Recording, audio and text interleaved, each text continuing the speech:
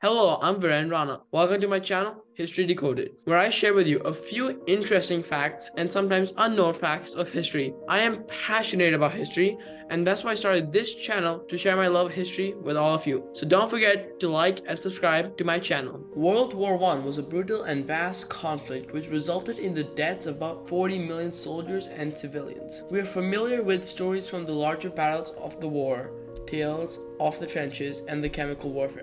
When recording the history of war, some of the smaller battles get pushed to the side, only mentioned in a few books or found in the depths of some forgotten archive. One of these battles took place in an effort for the Germans to capture Auschwitz fortress from the Russians. What occurred during the battle was the stuff of horror movies are made of. A battle was so brutal that it inspired both Russian metal band and area Swedish metal band Sabaton to sing about the specific event. Auschwitz Fortress was a 19th century fortress constructed by the Russian Empire in what is now northern Poland. Auschwitz Fortress was a very strategic fortress, so both sides did whatever they could to keep it. In September of 1914, the German army made its first attacks on the Russians in the Auschwitz Fortress, which was unsuccessful. A second attack was launched into February of March 1915, and again the Germans failed to capture the fortress. The Russians in the Auschwitz Fortress had a better position and were comfortably entrenched in their fortifications. On August 6,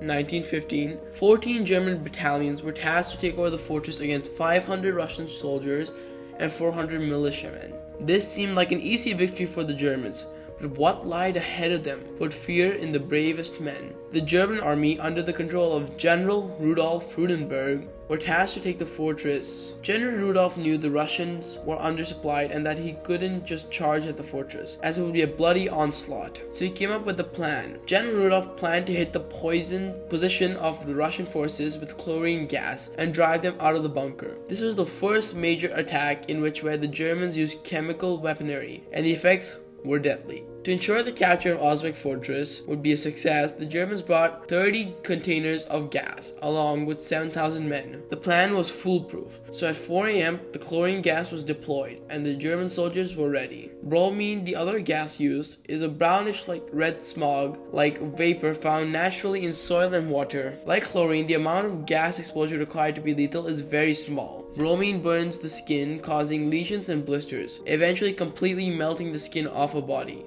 Bromine is absorbed by the lungs and mucous membranes of the body, causing edema and catarrh. Breathing in a large amount of bromine will eat away your lungs, trachea, kidney, and liver. With no hope left, the Russian general Vladimir Kaprovich ordered a full-scale assault on the German army. This was the horror facing the Russian defenders the morning, but they were not deterred. Since the Russians were undersupplied, many of the men did not have gas masks and were forced to endure the pain of the chlorine gas in an effort to protect their faces. The Russian soldiers resorted to tearing pieces of clothing and urinating on them. They would then begin wrapping or holding the cloth to their faces to try to stop the gas. When they came out of the fortress, their skin was torn and their eyes were bleeding. They almost looked like zombies or dead men who came back to life. Hence the name of the attack.